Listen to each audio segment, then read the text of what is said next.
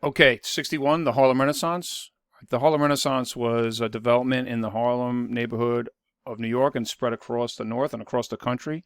It was a Harlem became a black cultural center in the early 20th century, and it has a lot to do with the Great Migration from yesterday, right? As African Americans began moving northwards and settling in certain areas in certain cities, they began to develop a singular culture, and it was an explosion of this culture for the very first time. So it was a social and artistic explosion. There were writers and artists and musicians and poets.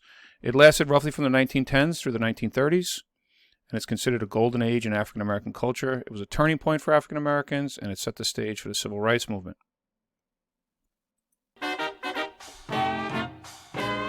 For many, the 1920s evokes images of flappers and speakeasies. But for one group of Americans, the decade was also one of rebirth. It was known as the Harlem Renaissance. For the first time, African American writers, artists, and musicians won renown for their contributions to world culture. Their goal? To find outlets for group expression and self-determination as a means of achieving equality and civil rights. When World War I broke out, American factories experienced a shortage of workers.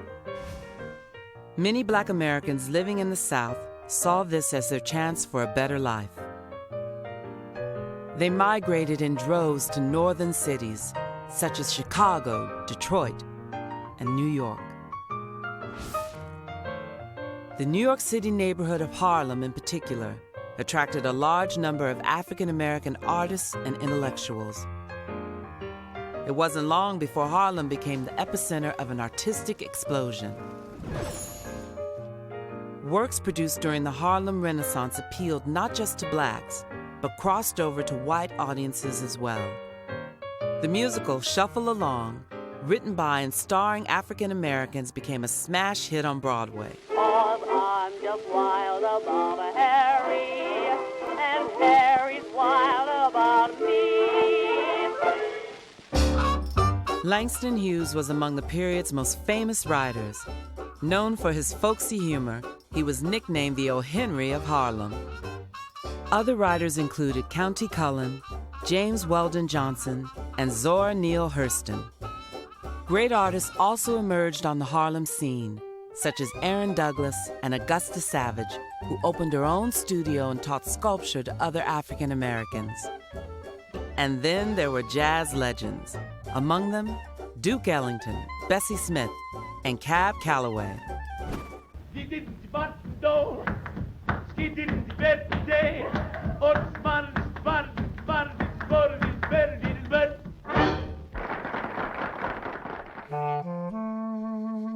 After the stock market crashed in 1929, the country fell into the Great Depression, and the Harlem Renaissance began to fade.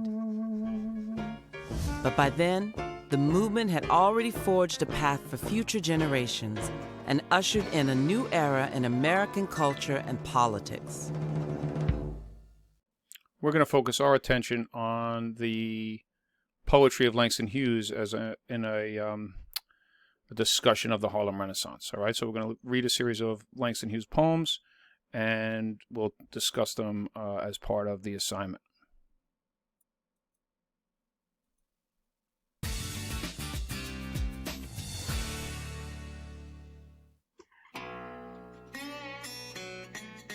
Langston Hughes is considered a great author because he spoke to, for, and about Black people in America. Poet, novelist, and playwright, Langston Hughes was the leading voice of the Harlem Renaissance. America was changing during the time that Langston Hughes was so popular. Black consciousness was becoming more and more public, more prominent. I think that Langston Hughes was important because he was one of the early figures to show the dignity and the beauty of ordinary Black life. He was one of the most visible of the younger Black poets, a new generation that described themselves as the new Negro. They covered new topics, took on new poetic forms, and sought a wider audience, and Langston Hughes was at the forefront of that. James Mercer Langston Hughes was born in Joplin, Missouri on February 1st, 1902. He wrote a lot about being lonely when he was young, and I think that was a tremendous part of the product of moving around so much. After graduating high school, Hughes published his first and most famous poem, The Negro Speaks of Rivers. It is the first poem that celebrates Africa and dignifies the image of Africa in American literature. The Negro Speaks of Rivers was published in a popular black journal, and so he was really rather widely read from the beginning. His poetry and his prose actually had access to everyday people.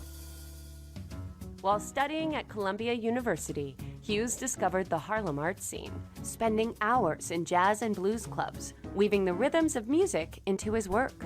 Jazz and blues were great influences on Langston Hughes. He sought to capture the energy and vitality of the music in his poetry. He was very familiar with the Harlem nightlife. He knew the musicians, and later in his life he would even collaborate with some of the key figures at that time, such as Duke Ellington. Hughes was a prolific writer and one of the first African-American authors who could support himself through his writing. Langston Hughes wrote plays. He edited anthologies of poets of African descent across the diaspora. He wrote short stories. One of his most famous series of short stories centers around Jessie B. Simple. These are tales told by a resident of Harlem to an aspiring writer who's a stand-in for Langston Hughes. He was one of the more widely published of the young poets of the period. He was also among the better connected. He really worked hard to promote the careers of other young writers in Harlem and also throughout the rest of his life. That's also one of his big legacies. Langston Hughes died of cancer on May 22, 1967. His Harlem residence was given landmark status, a fitting tribute for a legendary writer.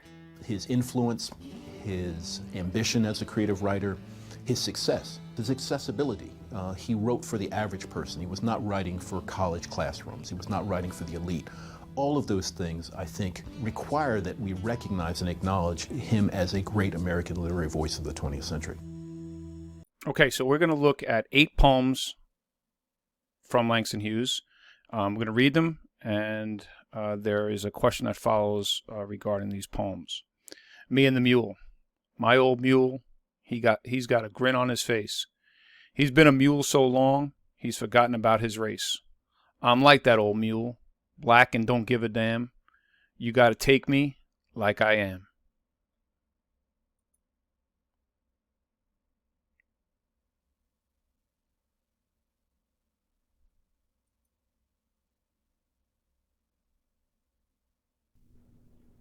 Dreams by Langston Hughes.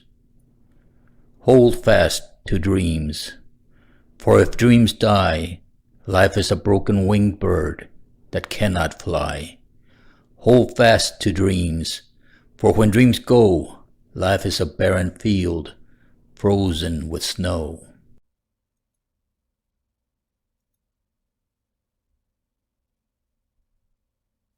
What happens to a dream deferred?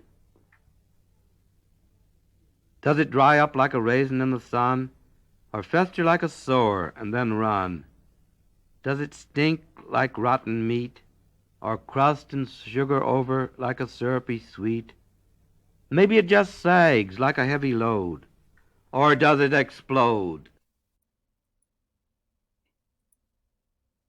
Mother to Son by Langston Hughes.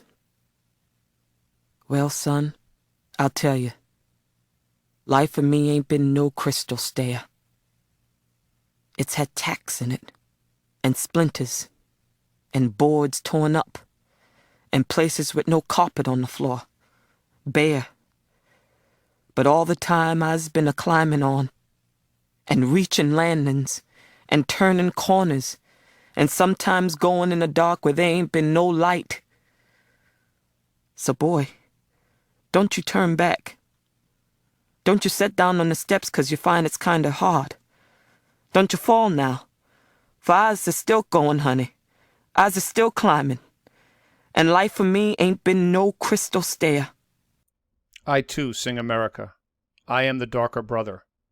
They send me to eat in the kitchen when company comes, but I laugh and eat well and grow strong. Tomorrow I'll be at the table when company comes. Nobody'll dare say to me, eat in the kitchen. Then, besides, they'll see how beautiful I am and be ashamed. I too am America.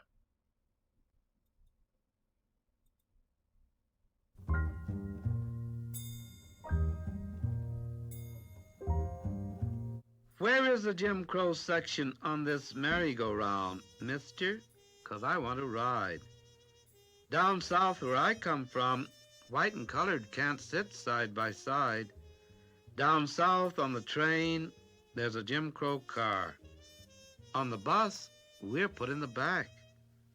But there ain't no back to a merry-go-round. Where's the horse for a kid that's black?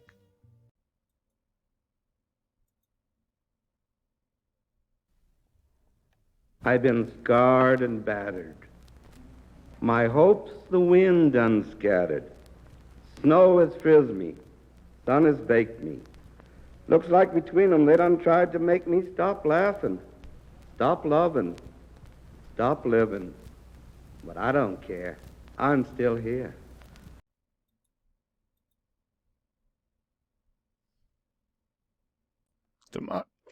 Democracy will not come today, this year, nor ever through compromise and fear. I have as much right as the other fellow has to stand on my 2 feet and own the land. I tire so of hearing people say, let things take their course. Tomorrow's another day. I do not need my freedom when I'm dead. I cannot live on tomorrow's bread. Freedom is a strong seed, planted in a great need. I live here too. I want freedom just as you.